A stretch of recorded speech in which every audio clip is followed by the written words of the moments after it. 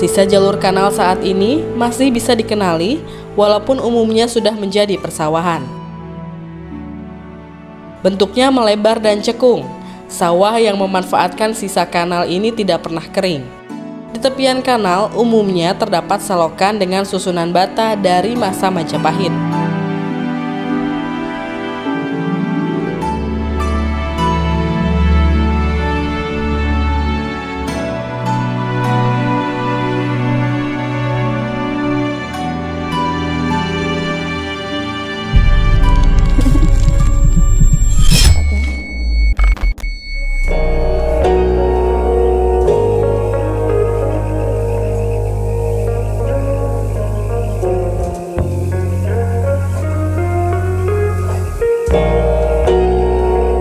Banjir dan kekeringan bergantian terjadi di sejumlah wilayah Indonesia.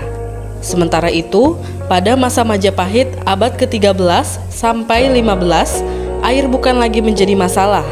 Manajemen dan teknologi pengairan dipikirkan secara matang untuk kepentingan kerajaan Majapahit dan rakyatnya. Dari masa Majapahit, banyak instalasi pengairan yang tersisa. Sebagian masih digunakan masyarakat sebagai jaringan irigasi yang tidak pernah kering. Sebelum kita lanjut, alangkah baiknya kalian subscribe dulu. Jangan lupa tekan lonceng agar kalian tidak ketinggalan informasi-informasi lainnya dari Asli Mojokerto.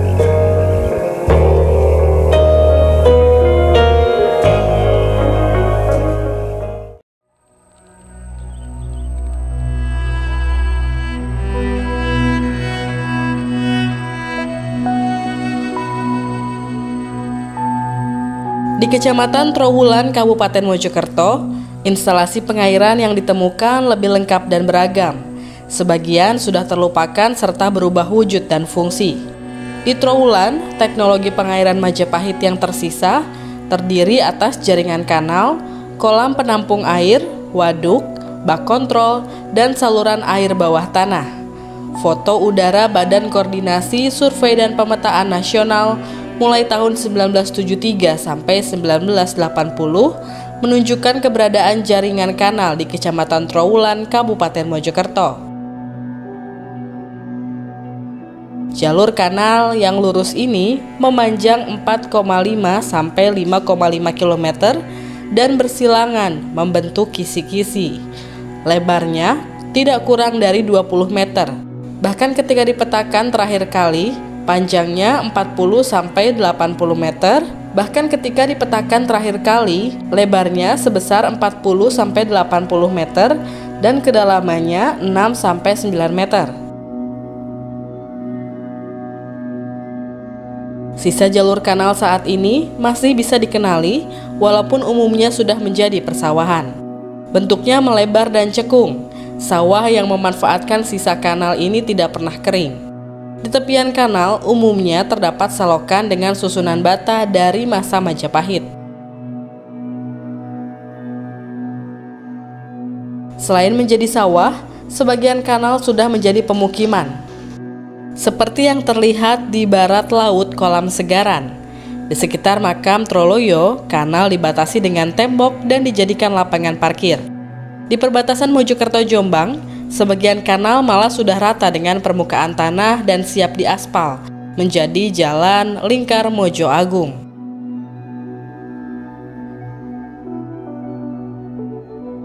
Jaringan kanal yang lurus dengan pola berkisi-kisi, menurut Guru Besar Arkeologi Universitas Indonesia, Profesor Mundarjito, menunjukkan adanya kekuatan penguasa dan massa yang besar untuk membuatnya.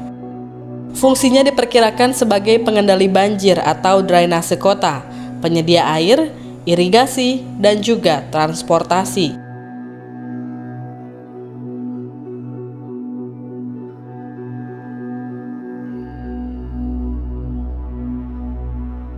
Selain kanal, di sekitar Trowulan bisa dilihat sisa instalasi pengairan yang mendukung kehidupan kerajaan dan juga masyarakat. Kolam Segaran seluas 6,5 hektar di Kecamatan Trowulan bisa dilihat sebagai penampung air. Adapun waduk-waduk seperti Balong Bunder dan Balong Dowo yang masih tersisa diduga berfungsi sebagai penangkap air dari berbagai sumber di gunung-gunung di selatan Trowulan.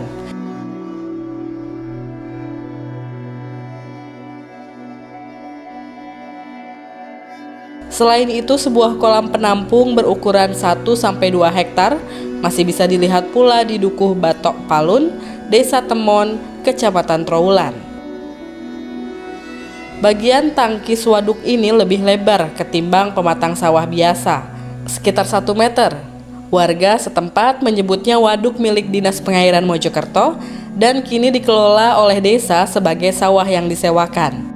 Matsom, warga Batok Palun mengatakan, kedalaman lumpur di sawah itu mencapai pinggang manusia, sedangkan di dasarnya terdapat batu yang membuat air tidak keluar. Karena lumpurnya yang tebal, menanam padi khusus di tempat itu bisa dilakukan 3 kali musim tanam tanpa menambahkan air.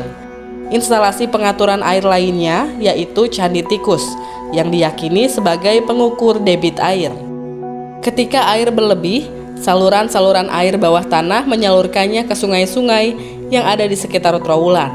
Pusat Penelitian Arkeologi Nasional pada tahun 1989 sampai 1990 juga menemukan bangunan dari susunan batu bata yang tampak seperti bak kontrol di sekitar Dukuh Blendren, Desa Watesumpak, Kecamatan Trowulan.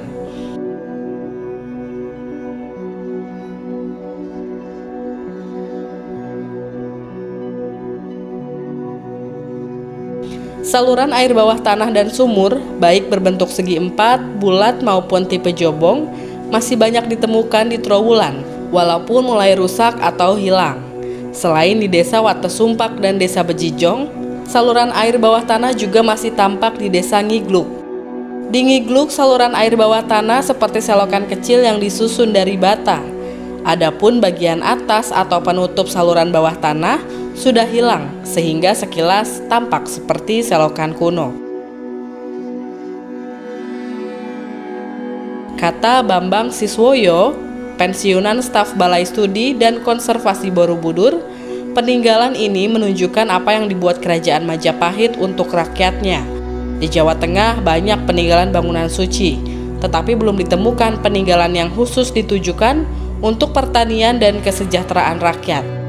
Melihat posisi jaringan kanal yang melingkupi daerah yang diduga Istana Majapahit, seperti di Sentonorejo, pengajar sejarah Universitas Negeri Surabaya, Hanan Pamungkas, melihatnya secara kosmologis.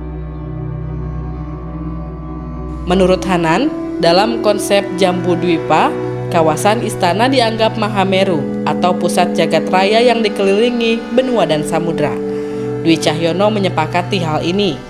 Kata dia, tanah di situs Sentonorejo, tempat ditemukannya sumur upas, lantai segi 6 dan umpak agak membukit. Kolam segaran dan kanal bisa dianggap sebagai samudra yang melengkapi pusat kosmik. Di luar masalah kosmologi, manajemen air sangat relevan dengan masa sekarang. Kondisi iklim Nusantara dengan 2 musim, hujan dan kemarau, menimbulkan resiko banjir dan kekeringan bila air tidak dikelola. Masalahnya, ketika Trowulan mulai ditinggalkan sebagai pusat kerajaan akibat konflik politik pada akhir Majapahit, instalasi air ini tidak lagi terawat. Selepas kemerdekaan, berbagai konflik politik semakin menjauhkan informasi manajemen air yang sangat maju ini. Mojokerto pun mulai mengalami banjir seperti yang terakhir terjadi pada awal Januari 2010. Tidak hanya kawasan yang pernah menjadi bagian dari pusat Majapahit, pemerintah Indonesia secara keseluruhan semestinya bisa mempelajari teknologi pengairan yang sangat maju dan memperhatikan rakyat ini.